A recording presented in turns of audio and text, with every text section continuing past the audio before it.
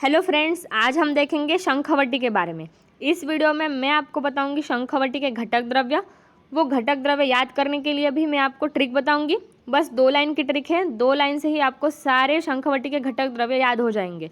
बाद में हम देखेंगे उसका भावना द्रव्य क्या है, निर्माण विधि, मात्रा, अनुपान और रोगाधिकार यानी कि दोषज्ञता, कौन कौन से रोग में शंखवटी का उपयोग किया जाता है।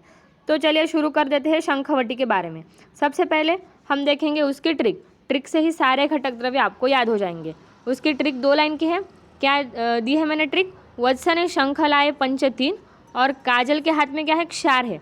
वत्स ने शंख लाए पंच तीन, काजल के हाथ में क्षार।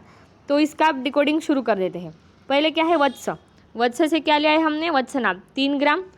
वत्स ने शंख लाए पंच तीन, शंख से शंखवटी में तो शंख होगा ही, शंख से क्या है, शंख भस्म, वो लेना है हमें 48 ग्राम। बाद में कितने लाए उसने, पंच और 3। पंच से हमें लेना है पंचलवन। पंचलवन तो हम सबको पता ही होगा, सेंधव, सौरजल, बीड, सामुद्र और औदभिद, ये है पंचलवन। वो भी हमें 48 ग्राम ही लेने हैं।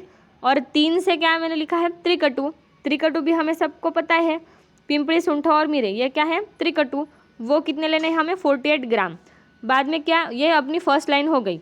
वत्स ने शंख लाए पंच तीन, वत्स से वत्सनाभ। बाद में क्या लिखा है हमने, शंख से शंख भस्म 48 ग्राम। पंच से पंचलवन 48 ग्राम। बाद में 3 से त्रिकटु हो गए 48 ग्राम। यह हो गई अपनी फर्स्ट लाइन। बाद में क्या है, काजल के हाथ में क्या है, क्षार। काजल यानी कि कजली। हम सबको पता है, हम कजली कौन से द्रव्य से निर्माण करते हैं, शुद्ध पारद और शुद्ध गंधक से। ये दोनों भी हमें 3 ग्राम लेने हैं। बाद में काजल के हाथ में क्या है, क्षार। ह से हमें लेना है शुद्ध हिंगुड़। क्षार हाथ में क्या है, क्षार से हमें लेना है चिंचा क्षार। चिंचा यानी कि इमली का क्षार लेना है।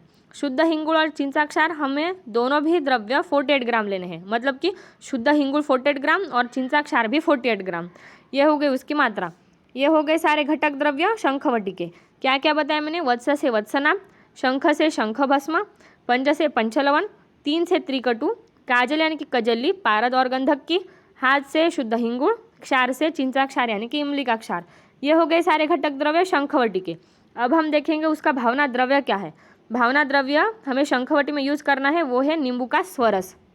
अब हम देखेंगे उसकी निर्माण विधि। निर्माण विधि बहुत ईजी है। जो मैंने अभी घटक द्रव्य में जो द्रव्य बताए हैं, बस उसका हमें क्या करना है, चूर्ण कर देना है। सभी चूर्ण को छान कर मिलाना है, मतलब उसका चूर्ण करना है, वो मिला देना है। बाद में जो भावना द्रव्य है नींबू का स्वरस, नींबू स्वरस की भावना देकर हमें क्या बनानी है, वटी बनानी है। अब हमारी तैयार हो गई शंखवटी।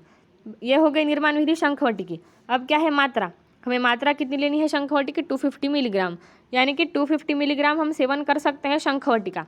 अनुपान क्या है शंखवटी का, कोष्ण जल या फिर मधु, इन दोनों के साथ हम शंखवटी का सेवन कर सकते हैं।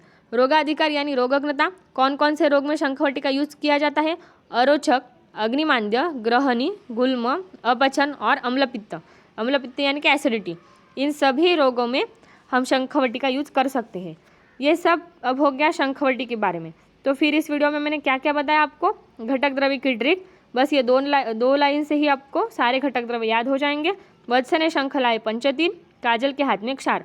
वत्स से वत्सनाभ, शंख से शंख भस्म, पंच से पंचलवन, 3 से त्रिकटु, काजल यानी कि कजली, हाथ जो है तो ह से क्या है, शुद्ध हिंगुड़, क्षार से चिंचा क्षार यानी कि इमली का क्षार। भावना द्रव्य बताया मैंने, नींबू का स्वरस। निर्माण विधि भी बताई।